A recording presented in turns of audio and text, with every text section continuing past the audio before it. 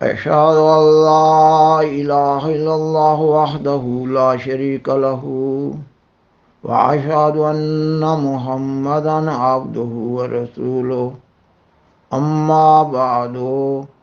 فأعوذ بالله من الشيطان الرجيم بسم الله الرحمن الرحیم۔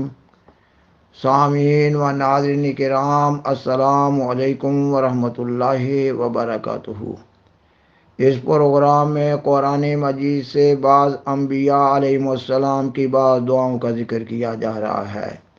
سیدنا حضرت مسیح موعود علیہ السلام ان دعاؤں کے بارے میں بیان فرماتے ہیں کہ یہ وہ دعائیں ہیں جو اللہ تعالیٰ کے حضور شرف قبولیت پا چکی ہیں، اس لیے یہ دعائیں بہت مؤثر ہیں، اللہ تعالیٰ کی رحمت کو جذب کرنے والی ہیں۔ یہ دعائیں غیر معمولی تاثیرات کی حامل ہیں۔ ان دعاؤں میں سیدنا حضرت محمد رسول اللہ خاتم الانبیاء صلی اللہ علیہ وسلم اور آپ صلی اللہ علیہ وسلم کی امت کے لیے ایک بہت بڑا مضمون بیان کر دیا گیا ہے، یہ کہ ان دعاؤں میں کئی ایک پیشگوئیاں مضمر ہیں، اور یہ کہ جب آپ صلی اللہ علیہ وسلم اور آپ صلی اللہ علیہ وسلم کی امت پر آزمائشوں کا دور آئے تو انہیں بھی دعاؤں سے کام لینا ہوگا۔ آج کے پروگرام میں جن دعاؤں کا ذکر کرنا مقصود ہے، اس سلسلہ کی پہلی دعا حضرت آدم علیہ السلام اور بی بی حوا کی ہے۔ جب ان سے کوئی بھول چوک ہوئی تو انہوں نے اللہ تعالیٰ سے مغفرت چاہی، اللہ تعالیٰ نے ان کو دعا سکھائی۔ اللہ تعالیٰ قرآن مجید کی سورۃ الاعراف کی آیت 24 میں اس دعا کا ذکر فرماتا ہے، یہ کہ ربنا ظلمنا انفسنا وَإِن لَّمْ تَغْفِرْ لَنَا وَتَرْحَمْنَا لَنَكُونَنَّ مِنَ الْخَاسِرِينَ۔ اس دعا کا اردو ترجمہ یہ ہے، اے ہمارے رب، ہم نے اپنی جانوں پر ظلم کیا، اور اگر تو نے ہمیں معاف نہ کیا اور ہم پر رحم نہ کیا تو یقیناً ہم گھاٹا کھانے والوں میں سے ہو جائیں گے۔ اخبار بدر 27 مارچ 1903 میں ہے کہ سیدنا حضرت مسیح موعود علیہ السلام اس آیت کی تفسیر میں بیان فرماتے ہیں، دعا ایسی شے ہے کہ جب آدم علیہ السلام کا شیطان سے جنگ ہوا تو اس وقت سوائے دعا کے اور کوئی حربہ کام نہ آیا۔ آخر شیطان پر آدم علیہ السلام نے فتح بذریعہ دعا پائی، اور اخبار الحکم 31 مارچ 1903 میں ہے کہ سیدنا حضرت مسیح موعود علیہ السلام اس آیت کی تفسیر میں بیان فرماتے ہیں، اور آدم ثانی کو بھی جو آخری زمانہ میں شیطان سے آخری جنگ کرنا ہے، اسی طرح دعا ہی کے ذریعہ فتح ہوگی۔ اس پروگرام میں جو دوسری دعا پیش کرنا مقصود ہے وہ حضرت ایوب علیہ السلام کی دعا ہے۔ حضرت ایوب علیہ السلام کو ان کے دشمنوں کی طرف سے سخت دکھ دیا گیا اور آزمائشوں میں ڈالا گیا، تب انہوں نے اللہ تعالیٰ کے حضور بڑے درد اور الحاح کے ساتھ دعا کی تو اللہ تعالیٰ نے ان کی دعا کو قبول فرمایا۔ اللہ تعالیٰ قرآن مجید کی سورۃ الانبیاء کی آیت 84 میں حضرت ایوب علیہ السلام کی اس دعا کی نسبت سے بیان فرماتا ہے، وَأَيُّوبَ إِذْ نَادَىٰ رَبَّهُ أَنِّي مَسَّنِيَ الضُّرُّ وَأَنتَ أَرْحَمُ الراحمین۔ اس آیت کا اردو ترجمہ یہ ہے، اور ایوب کا بھی ذکر کر جب اس نے اپنے رب کو پکارا کہ مجھے سخت اذیت پہنچی ہے اور تو رحم کرنے والوں میں سب سے بڑھ کر رحم کرنے والا ہے۔ سامعین و ناظرین کرام، بعض مفسرین نے حضرت ایوب علیہ السلام کی اس دعا کے تعلق میں بعض غیر ضروری باتیں بیان کی ہیں۔ خاکسار بالاختصار بیان کرتا ہے کہ حضرت ایوب علیہ السلام کو اپنی مخالفت کے پیش نظر اپنے وطن اور اہل و عیال کو چھوڑ کر ہجرت کرنی پڑی۔ تب ابتلا کے اس دور میں انہوں نے اللہ تعالیٰ کے حضور یہ دعا کی۔ حضرت ایوب علیہ السلام کے حالات میں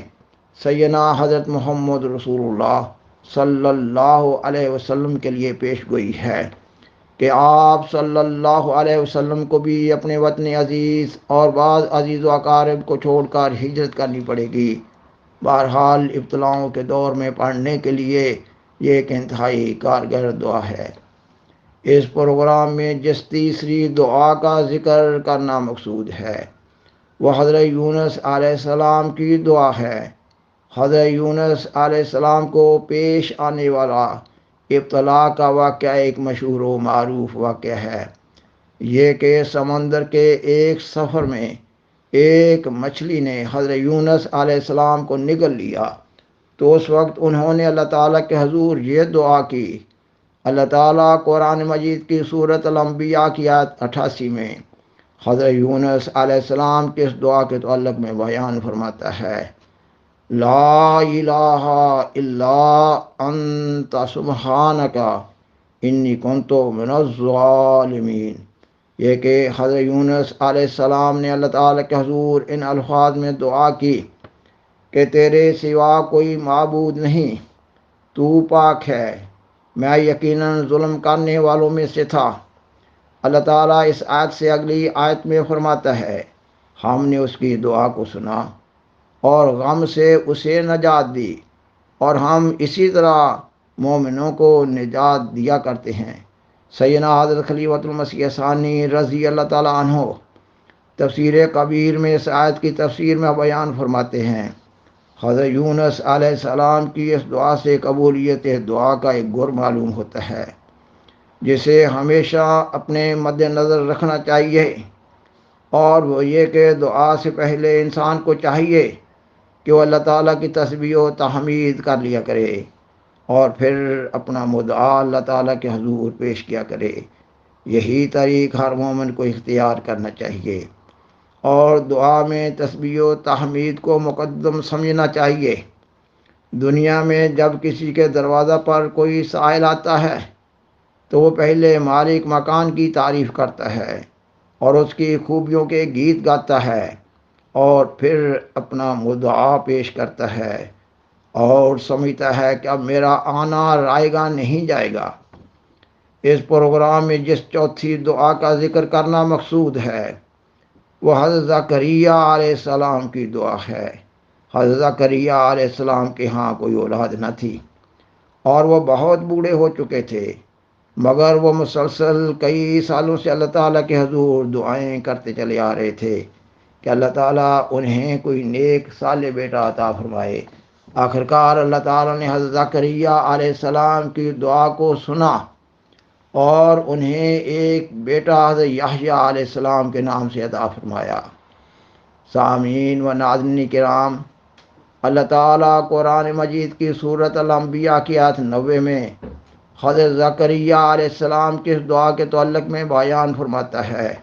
وَزَكَرِيَّا إِذْ نَادَىٰ رَبَّهُ رَبِّ لَا تَذَرْنِي فَرْدًا وَأَنْتَ خَيْرُ الْوَارِثِينَ۔ اور اس آیت کا ترجمہ یہ ہے، اور زکریا کو بھی یاد کر جب اس نے اپنے رب کو پکارا تھا اور کہا تھا کہ اے میرے رب مجھے اکیلا نہ چھوڑ، اور تو وارث ہونے والوں میں سے سب سے بہتر ہے۔ اور اللہ تعالیٰ اس آیت سے اگلی آیت میں بیان فرماتا ہے کہ ہم نے اس کی دعا کو سنا اور اس کو یحییٰ عطا کیا اور اس کی بیوی کو اس کی خاطر تندرست کر دیا۔ وہ سب لوگ نیکیوں میں جلدی کرتے تھے اور ہم کو محبت اور خوف سے پکارتے تھے اور ہماری خاطر عزت کی زندگی بسر کرتے تھے۔ خاکسار بیان کرتا ہے کہ اللہ تعالیٰ نے حضرت زکریا علیہ السلام کی دعا کے ضمن میں قبولیت دعا کا ایک بہت بڑا راز بیان کر دیا ہے، یہ کہ ایک انسان اپنے مقصد کے حصول کے لیے اللہ تعالیٰ کے حضور ایک لمبے عرصہ تک متضرعانہ دعاؤں میں لگا رہے اور اعمال صالحہ بجا لائے، خدمت خلق کرے اور اللہ تعالیٰ کی رحمت کے حصول کے لیے عاجزانہ راہوں کو اختیار کرے، نیز یہ کہ اللہ کی رضا پر راضی رہے۔ اس پروگرام میں جس پانچویں دعا کا ذکر کرنا مقصود ہے وہ حضرت موسیٰ علیہ السلام کی غریب الوطنی میں کی گئی ایک عظیم دعا ہے، حضرت موسیٰ علیہ السلام کو اپنے زمانہ نبوت سے قبل پیش آنے والے ایک ابتلا میں اپنا وطن چھوڑ کر اپنے وطن سے بہت دور مدین کی طرف جانا پڑا، اور جب وہ مدین کے ایک چشمہ پر پہنچے تو اس کے ارد گرد انہوں نے کئی ایک لوگوں کو دیکھا جو اپنے جانوروں کو پانی پلا رہے تھے، اور انہوں نے دیکھا کہ دو لڑکیاں لوگوں کے اس ہجوم سے ہٹ کر کھڑی ہیں۔ حضرت موسیٰ علیہ السلام ان لڑکیوں کی طرف بڑھے اور ان سے ہجوم سے ہٹ کر الگ تھلگ ہو کر کھڑے ہونے کا مقصد پوچھا۔ ان دونوں نے کہا کہ ہماری عادت ہے کہ جب تک چرواہے اپنے جانوروں کو پانی پلا کر واپس نہ ہو جائیں ہم وہاں نہیں جاتی، اور انہوں نے یہ بھی کہا کہ ہمارا باپ بوڑھا ہے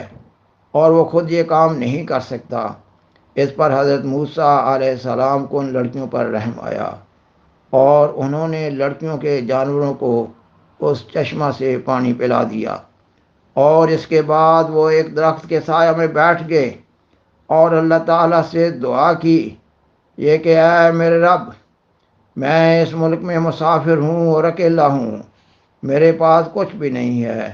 تو جو کچھ بھی بھلائی کا سامان میرے لیے کرے میں اس کا محتاج ہوں۔ اور ادھر ان لڑکیوں نے اپنے باپ سے حضرت موسیٰ علیہ السلام کا ان کے جانوروں کو پانی پلانے کا واقعہ بیان کیا، اور نیز ان دونوں لڑکیوں نے حضرت موسیٰ علیہ السلام کے کردار کی بہت تعریف کی۔ اس پر ان لڑکیوں کے باپ نے حضرت موسیٰ علیہ السلام کو اپنے پاس بلا بھیجا۔ ان لڑکیوں کے باپ نے حضرت موسیٰ علیہ السلام کو دیکھا اور اپنی ایک لڑکی کا حضرت موسیٰ علیہ السلام سے ایک معاہدہ کے تحت نکاح کر دیا۔ اللہ تعالیٰ قرآن مجید کی سورۃ القصص کی آیت 25 میں اس واقعہ کے تعلق میں حضرت موسیٰ علیہ السلام کی دعا کا ذکر ان الفاظ میں بیان فرماتا ہے، رب انی لما انزلت علی من خیر فقیر، یعنی یہ کہ میرے رب، اپنی بھلائی میں سے جو کچھ تو مجھ پر نازل کرے میں اس کا محتاج ہوں۔ اللہ تعالیٰ نے حضرت موسیٰ علیہ السلام کی اس دعا کو قبول فرمایا اور دیار غیر میں ایک اچھا گھرانہ عطا فرما دیا۔ سامعین و ناظرین کرام، بالآخر درخواست ہے کہ برائے مہربانی اس پروگرام کو دوسروں سے شیئر کریں